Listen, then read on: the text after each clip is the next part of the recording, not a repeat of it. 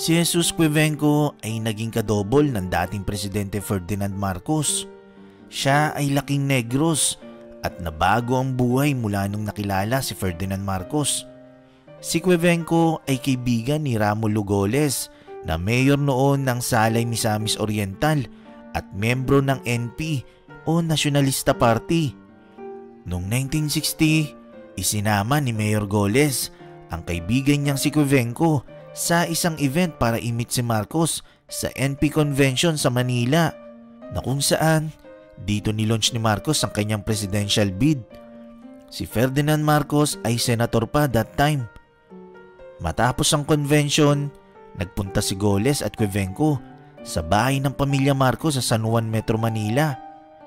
Habang naghihintay si Quevenco sa living room ng bahay ng pamilya Marcos, na-meet niya rito ang iba't ibang Nacionalista Party delegates mula sa Mindanao at kinamayan siya sa paniniwalang siya si Ferdinand Marcos. Kaya nung dumating sa bahay si Marcos kasama ang kanyang asawang si Imelda, sobrang gulat ng mga delegado mula sa Mindanao. Kahit ang nanay ni Ferdinand Marcos na si Josefa Edralin, nung nakita itong si Quevenco, napatitig talaga at sinabi na kamukhang-kamukha nga siya ni Ferdy. Kaya noong unang nakita ni Ferdinand Marcos itong si Quevenco, pati siya sumang-ayon na kamukha nga niya ito. Kaya mula noon, tinawag na niya itong Brad. Ang pangyayaring ito ang nagbigay ng trabaho kay Quevenco para maging kadobol ni Ferdinand Marcos. Mula noon, si Quevenco na ang nakasama ni Imelda Marcos sa mga meetings, events at parties, lalo na kapag hindi available si Ferdinand Marcos. Ayon kay Quevenco, 3 beses siyang naging kadobol ni Ferdinand Marcos. Una ay noong December 1964, nung sinamahan niya si Imelda Marcos para bumisita sa Murcia Negros Occidental Province. Ang pangalawang beses naman ay noong humiling si Armin Gustilo kung maaari ba siyang dumalo sa Cadiz, Negros Occidental, kapalit ni Marcos dahil nung time na yun hindi available si Marcos dahil kailangan niyang magpunta sa San Carlos City para sa importanteng business. At nagpunta naman si Quevenco. Habang nakasakay sa kotse ni Gustilo, wala siyang ibang ginawa kundi kumaway lang ng kumaway sa mga taong naghihintay kay Marcos. Ang pangatlong okasyon naman ay noong nakipagkita siya sa Bacolod City kay Ferdinand Marcos na presidential candidate na that time. Si Marcos ay pupunta noon sa Victorias, kaya sinabihan niya itong si Quevenco na matutulog muna siya habang nasa biyahe para pagdating sa Victorias fresh siya. So habang tulog si Marcos sa tabi niya, si Quevenco naman ay walang ibang ginawa kundi kumaway lang ng kumaway sa mga tao. Dahil sa kanyang efforts, inoferan siya ng mataas na posisyon sa gobyerno. Kaso, tumanggi na ito. Bumalik si Quevenco sa Negros, pero itong si Ferdinand Marcos ay desperado talagang makabalik si Quevenco sa trabaho. Nung nanalo sa pagkapresidente si Ferdinand Marcos noong 1965, hindi niya nakalimutan itong si Quevenco. Katunayan, pinadalan pa nga niya ito ng telegrama at sinabi na magpadala si Quevenco ng biodata at sabihin niya lang kung anong trabaho sa gobyerno ang gusto niyang mapasukan. Dahil si Quevenco ay manager that time ng insurance company, di na siya nagangad ng trabaho o anumang posisyon sa gobyerno. Nung naganap ang inauguration sa bagong building na Social Security System na dinaluhan ni First Lady Imelda Marcos at dumalo rin si Quevenco noon dahil sa imbitasyon, tinanong siya ni Imelda kung anong maitutulong niya sa kanya. Sabi ni Quevenco na wala na siyang maihiling sa sarili niya dahil okay naman siya bilang manager sa insurance company. Pero dahil sa pangungulit ni Imelda na humiling siya kahit ano, sinabi ni Quevenco na kung pwede yung asawa na lang niya na si Telma na isang teacher ay makapagtrabaho sana sa GSIS o Government Service Insurance System. So syempre no problem si Imelda dyan. Kaya agad-agad na tinawagan sa Maynila ang asawa ni Quevenco na si Telma. Ito pa malupit. Binigyan pa ito ng note na sulat kamay ni Imelda na nagsasabing, I hereby direct the appointment of Telma Quevenco to the GSIS. So si Telma ay nagsimula bilang casual employee sa GSIS at nung nakita siya ni President Marcos, Tinanong siya kung may kailangan pa ba siya. Sabi ni Telma sa presidente na wala na siyang ibang hiling at gusto niya na mapromote sa sarili niyang kakayahan. Kalaunan, si Telma ay naging operations manager ng Ministry of Human Settlements sa Western Visayas. Nung time na bumagsak ang popularidad ni Marcos noong late 1970s, ilang beses muntikang malagay sa panganib ang buhay ni Quevenco dahil sa pagsugod ng mga taong galit na galit kay Marcos. Tulad na lang nung naglalakad ditong si Quevenco sa eskolta para sana mag-shopping. Sakto nakita siya ng mga estudyante aktivista na galit kay Marcos. So hinabol siya at gusto siyang kuyugin. Ginawa ni Quevenco, pumasok siya sa isang department store, bumili ng t-shirt at nagpalit. Lumabas siya sa store nang hindi nakikilala. Meron ding time na si Quevenco ay nagmamaneo ng kanilang kotse kasama ang kanyang asawa patungong Manila Airport. May mga nakapansin kay Quevenco na akala siya si Marcos. Naglapitan ng mga tao na galit at pinalibutan ang kotse ni Quevenco. Ang asawa niyang si Telma ay nagpaliwanag sa mga tao sa salitang Ilonggo na ang lalaking kasama niya sa kotse ay hindi si Marcos kundi asawa niya. Tinitigan ng mabuti ng mga tao ang mukha ni Quevenco at nung narealize nila na hindi nga siya si Marcos, nag-alisan din sila. Dahil sa takot at trauma, umuwi si Quevenco sa Negros kasama ang kanyang asawa at sinumpang hindi na babalik sa Maynila. Si Jesus Quevenco ay pumanaw sa Bacolod City sa edad na 90. Si Jesus Quevenco ay naging kadobol ng dating Presidente Ferdinand Marcos. Siya ay laking Negros at nabago ang buhay mula nung nakilala si Ferdinand Marcos. Si Quevenco ay kaibigan ni Ramulo Goles na mayor noon ng Salay Misamis Oriental at membro ng NP o Nacionalista Party.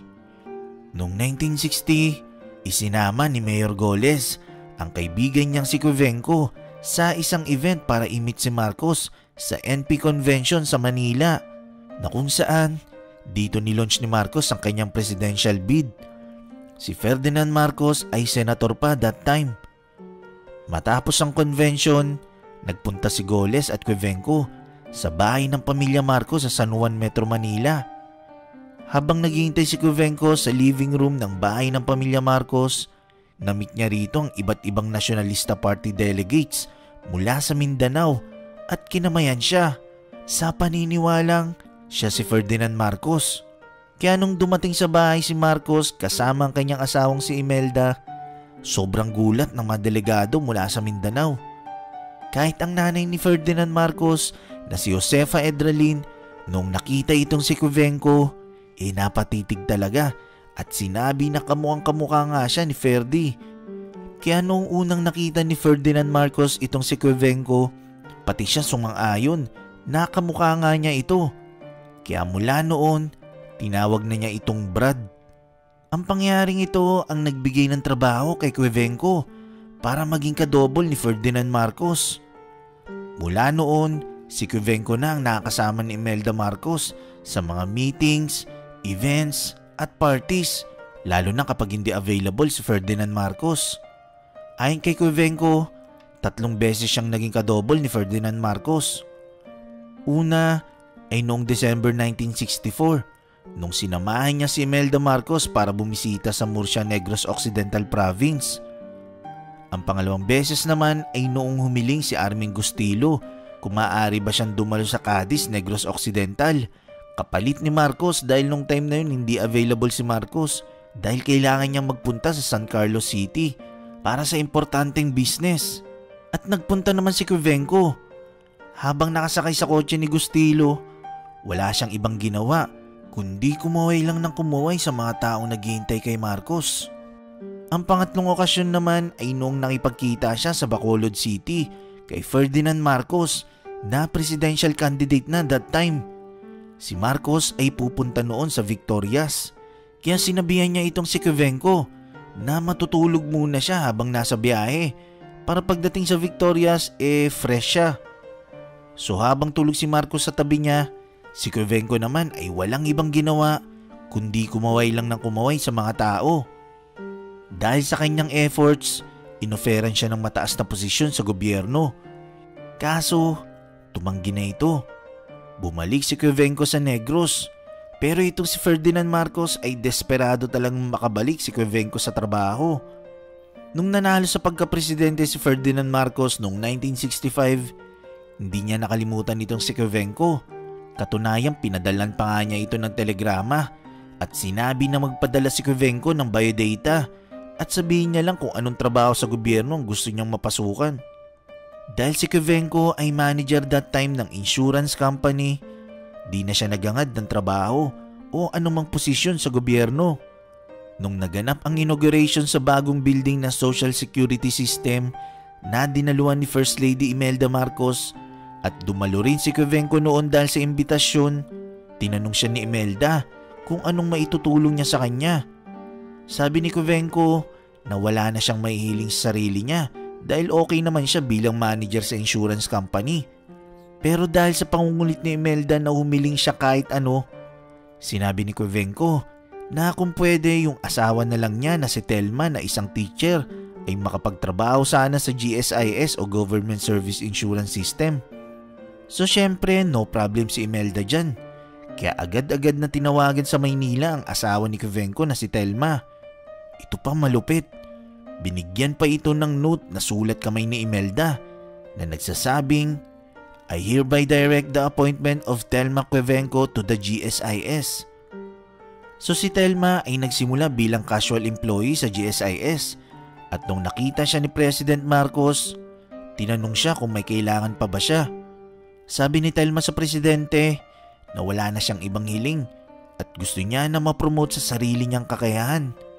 Kalaunan, si Telma ay naging operations manager ng Ministry of Human Settlements sa Western Visayas.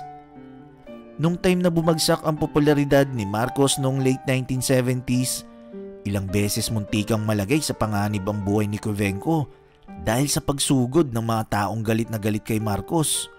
Tulad na lang nung naglalakad ditong si Quevedo sa eskolta para sana mag-shopping. Sakto nakita siya ng mga estudyante aktivista na galit kay Marcos. So hinabol siya at gusto siyang kuyugin. Ginawa ni Quevedo, pumasok siya sa isang department store, bumili ng t-shirt at nagpalit. Lumabas siya sa store nang hindi nakikilala. Meron ding time na si Quevedo ay nagmamaneo ng kanilang kotse kasama ang kanyang asawa patungong Manila Airport. May mga nakapansin kay Quevedo na akala siya si Marcos. Naglapitan ng mga tao na galit at pinalibutan ang kotse ni Quevedo. Ang asawa niyang si Telma ay nagpaliwanag sa mga tao sa salitang Ilonggo na ang lalaking kasama niya sa kotse ay hindi si Marcos kundi asawa niya. Tinitigan ng mabuti ng mga tao ang mukha ni Quevedo at nung narealize nila na hindi nga siya si Marcos, nag-alisan din sila. Dahil sa takot at trauma, umuwi si Quevedo sa Negros kasama ang kanyang asawa at sinumpang hindi na babalik sa Maynila. Si Jesus Quevedo ay pumanaw sa Bacolod City sa edad na 90.